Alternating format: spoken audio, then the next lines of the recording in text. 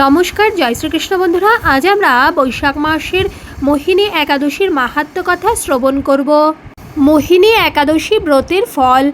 এই মোহিনী একাদশী ব্রত পালন করলে অজ্ঞানজনিত সমস্ত পাপ বিনাশ হয় এবং বৈকুণ্ঠ প্রাপ্তি হয় ও বহু যাগযজ্ঞ দান তীর্থস্নানের সমগুণ ফল লাভ হয়।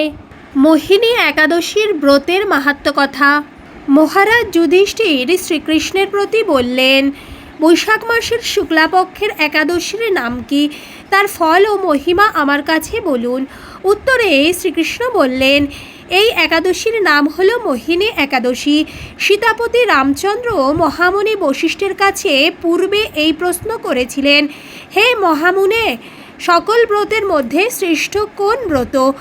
সকল দুঃখ সকল পাপ যাতে ক্ষয় হয় এমন উপদেশ আমাকে বলুন। রাঘবের এই প্রশ্ন শুনে মহর্ষি বশিষ্ঠ বললেন, পরম মঙ্গলময় আপনার নাম, তাতেই সকল পাপ থেকে মুক্তি লাভ হয় আর মোক্ষধামে গতিও হয়। তথাপি সকল লোকের হিতের জন্য অতি উত্তম এই ব্রতের মহিমা কীর্তন করছি। বৈশাখ মাসে শুক্লা একাদশীর নাম হল মোহিনী একাদশী। সকল ব্রতের উত্তম মহা পাপকেও বিনাশ করতে পারে। এ বিষয়ে এক ইতিহাস আছে, তা সংক্ষেপে বলবো। সরস্বতী নদীর তীরে ভদ্রাবতী নগরে দূতি নামে রাজা প্রজা পালন করেন। সেই রাজ্যের ধনপাল নামে এক পরম সুকৃতি বিষ্ণু ভক্ত বাস করেন। নিজের বহু ধন ব্যয় করে জনহিতকর কার্য করেন। জলছত্র, অন্নছত্র, কূপ, সরোবর, দাতব্য চিকিৎসালয়, বিষ্ণু মন্দিরও নির্মাণ করেন। তার 5 জন পুত্র, তার মধ্যে কনিষ্ঠ পুত্রের নাম হল ধৃষ্টবুদ্ধি। অতি খল, পরপীড়ক, বেশ্যাসক্ত, নানান অধর্মাচরণে লিপ্ত সেই কুলাঙ্গার অতি ঘৃণ্যভাবে জীবনযাপন করে। এমন বিষ্ণুভক্ত পরোপকারী পিতার এমন কুলাঙ্গার পুত্র। তার স্বভাব দূর করার জন্য তার পিতামাতা ভাতৃগণ বহু চেষ্টা করে, শাসন করেও কোনো ফল পেল না। তাই সবাই তাকে ঘর থেকে বের করে দিল। আত্মীয় স্বজন কেহই তাকে আশ্রয় দিল না। পথে পথে ঘুরতে লাগলো ধৃষ্টবুদ্ধি।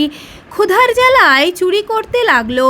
তখন রাজার নগররক্ষীগণ তাকে রাজার কাছে ধরে নিয়ে গেল।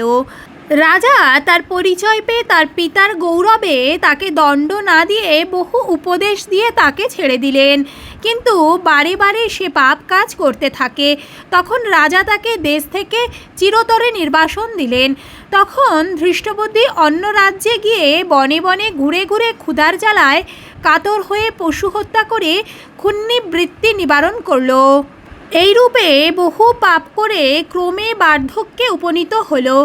একদিন কোনো এক পুণ্য বলে সাধুসঙ্গ লাভ করল। মহামুনি কৌণ্ডিন্যের আশ্রমে উপস্থিত হল। তখন মুনিবার গঙ্গা স্নান করে আর্দ্রবস্ত্রে আশ্রমে ফিরছেন। তখন ধৃষ্টবুদ্ধি ভক্তিভরে সেই মুনির চরণে প্রণাম জানালে। তার আর্দ্রবস্ত্রের এক বিন্দু জল তার গায়ে পড়ল। তাতেই তার সকল পাপ বিনষ্ট হল। তখন ধৃষ্টবুদ্ধি বলল, হে ব্রাহ্মণ, আমি এক মহাপাপী। কোনো উত্তম প্রায়শ্চিত্তের জন্য আমাকে উপদেশ দান করুন। পরদুঃখে কাতর মহামুনি কৌণ্ডিন্য সেই শরণাগতকে বললেন, বৈশাখ মাসের শুক্লাপক্ষে মোহিনী একাদশীর ব্রত করো, তোমার সকল পাপই বিনষ্ট হবে। সারাদিন ব্যাপী উপবাসে থাকবে, রাত্রি জাগরণ করবে আর সদাই শ্রীহরির চিন্তা করবে। মুনির কথা মতো ধৃষ্টবুদ্ধি সেই মোহিনী একাদশীর ব্রত পালন করে সকল পাপ থেকে মুক্ত হয়ে দিব্য রথে চড়ে বৈকুণ্ঠপুরে যাত্রা করল। হে রঘুনাথ, অজ্ঞানজনিত সকল পাপই এই ব্রতে বিনষ্ট হয়। বহু যাগযজ্ঞ দান ও তীর্থস্নানেও এই মোহিনী একাদশী ব্রতের সমান নয়। এই হলো মোহিনী একাদশী ব্রতের মাহাত্ম্য কথা। আমার এই ভিডিওটা যদি আপনাদের ভালো লাগে তাহলে লাইক, শেয়ার, কমেন্ট, সাবস্ক্রাইব করবেন আর বন্ধুদের কাছে অনেক অনেক করে শেয়ার করবেন। জয় শ্রীকৃষ্ণ। ধন্যবাদ।